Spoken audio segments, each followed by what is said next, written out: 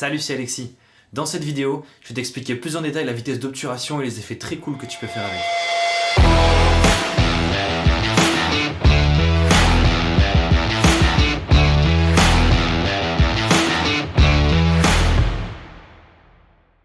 Tout d'abord, si tu n'as pas vu ma vidéo sur le triangle d'exposition, je t'invite à aller la voir histoire de ne pas être perdu et de savoir vraiment comment ça fonctionne. Pour rappel, la vitesse d'obturation, c'est le temps d'exposition de ton capteur à la lumière. Plus la vitesse est rapide et plus ton image va être nette et sombre, et au contraire plus la vitesse est lente et plus ton image sera lumineuse et floue. Tu vas donc devoir adapter ta vitesse en fonction de la situation. En gros, si ton sujet est rapide, il faut que ta vitesse soit plus rapide si tu veux vraiment qu'il soit net sur ton image. Si on prend par exemple une personne qui marche dans la rue, là, si tu veux qu'il soit vraiment net, il va falloir que tu sois dans les environs de 1/250e de seconde. Si par contre tu veux prendre un chien qui court, tu vas devoir te mettre au minimum au millième de seconde.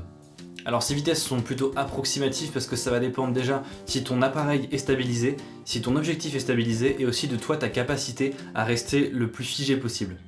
Il y a aussi ta focale qui va venir énormément jouer là-dessus parce que plus tu as une focale longue et plus ce sera compliqué d'avoir en fait une image vraiment stable parce que plus tu zoomes et plus tes mouvements sont décuplés.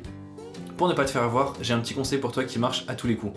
En gros, tu ne dois jamais descendre ta vitesse en dessous de la focale que tu utilises.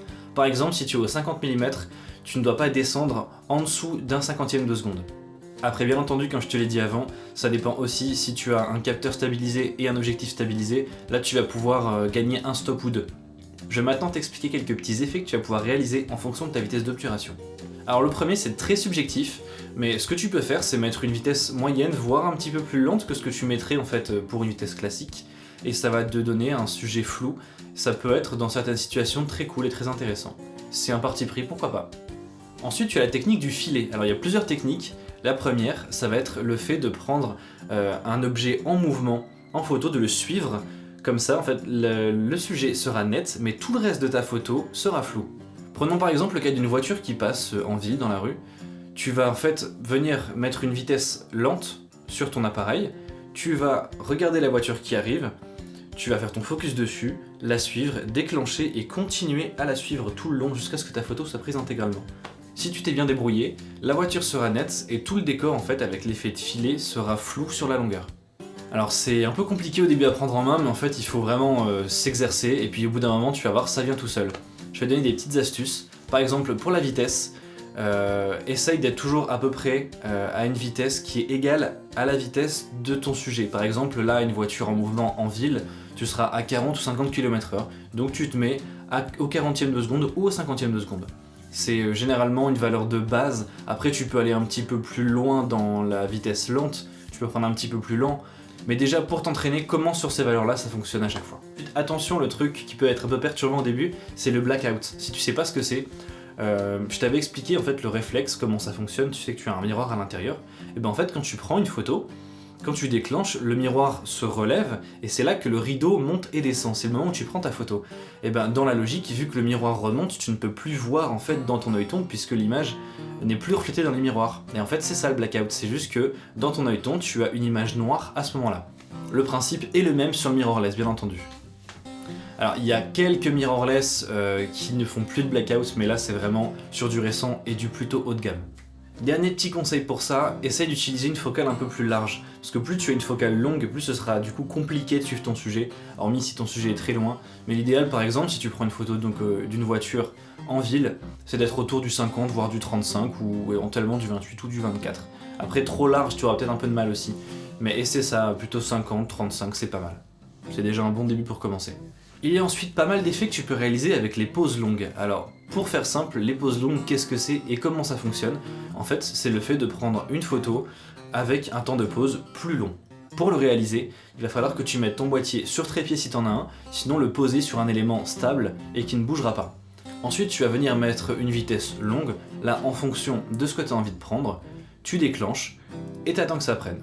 Alors le petit conseil pour ne pas faire bouger ta caméra, parce que là ça va foirer complètement ta pose longue, c'est d'utiliser soit un déclencheur souple, un déclencheur à distance non filaire, ou alors si t'as pas envie de t'embêter à acheter ça, et bah tu fais comme moi, tu mets le retardateur, tu mets 2 secondes, tu déclenches, tu recules, et c'est parti. Voici donc les effets que tu peux avoir avec la pose longue. Le premier, ça va être tout simplement d'avoir une image plus claire. Dans les cas où tu es en faible luminosité et que tu peux te permettre de mettre une pause un peu plus longue, si t'as pas de sujet en mouvement par exemple, et ben là tu mets ta caméra sur trépied, tu fais une pause longue comme ça, pas besoin de monter les ISO et tu n'auras pas de perte de qualité, c'est le top. Et si jamais ça suffit pas, si par exemple tu es dans un endroit où il y a vraiment très peu de lumière et que là même une pause longue de 30 secondes ça change pas grand chose, et ben là si tu as une lumière avec toi, moi j'aime bien faire ça, souvent j'ai un panneau LED ou une lampe frontale, et ben tu fais ta pause longue et ensuite en fait tu viens passer plusieurs fois ta lumière sur les éléments que tu veux mettre en avant sur l'image et ton capteur va tout simplement imprimer tes passages de lumière et du coup tu auras une lumière bien plus claire. Alors il y a aussi un autre effet de filet que tu peux faire, c'est par exemple en paysage, si tu veux faire des effets de filet sur l'eau, tu prends par exemple une chute d'eau, tu as sûrement déjà vu des chutes d'eau avec, tu vois vraiment des paquets d'eau tout lissés, tout beau, et ça en fait c'est grâce à la pause longue, parce que du coup ça va prendre tous les mouvements de l'eau, et donc pas seulement les petites gouttes que tu vois à l'œil, ça va en fait prendre sur plusieurs secondes le passage de l'eau, ce qui va lisser ton image en fait. Alors pour faire ça par contre tu auras besoin d'un filtre ND parce qu'en plein jour si tu fais une pause longue ça va complètement te cramer ton image même si tu fermes à fond et que tu laisses les ISO au minimum. Donc en fait tu mets un filtre ND, si tu sais pas ce que c'est un peu comme une lunette de soleil en fait mais pour ton objectif. Ça va te permettre en fait de baisser la luminosité qui entre dans ton objectif, donc de pouvoir faire une pause longue sans cramer ton image. Tu as ensuite un troisième effet de filet, c'est en fait l'effet de filet que tu fais avec la lumière, on appelle ça aussi le light painting. Tu as sûrement vu par exemple des photos qui sont prises sur des ponts au-dessus des routes, où tu vois en fait juste les lignes des voitures, tu vois d'un côté les lignes rouges et de l'autre côté les lignes blanches. C'est en fait les tracés des lumières des voitures sur plus longtemps. Tu peux aussi en fait venir dessiner avec la lumière, par exemple tu mets ton appareil sur un trépied encore une fois, tu déclenches, et tu te mets devant la caméra et tu viens dessiner avec, je sais pas, ton flash de téléphone, tu peux même écrire, et ensuite tu reviens derrière par contre ton appareil, il faut pas que tu sois sur l'image à la fin, et tu verras que ensuite ce que tu as dessiné avec la lumière apparaîtra sur ta photo. Dernier effet très cool que tu peux faire grâce à la pause longue, c'est en fait d'effacer des gens sur une image. Tu vas me dire, mais comment on fait? Et bien tout simplement, même chose, si par exemple tu veux faire une photo d'une place où il y a plein de monde, d'une grande ville par exemple, tu prends ton appareil, tu mets sur trépied, tu fais ta pause longue, si c'est en journée, tu mets un filtre, encore une fois, pour pas cramer ton image, et tu fais ta pause longue, et tu pourras voir qu'en fait, tous les sujets qui sont en mouvement sur ton image, si tu fais une pause suffisamment longue, n'apparaîtront plus. Magie. Alors voilà, c'est tout pour cette vidéo sur la vitesse d'obturation, j'espère qu'elle t'aura apporté des choses et que tu auras tout compris. Si c'est le cas, n'hésite surtout pas à mettre un petit like et à t'abonner. Et si t'as des questions, eh ben n'hésite pas non plus à me les mettre en commentaire, et comme d'habitude, je tâcherai d'y répondre au plus vite.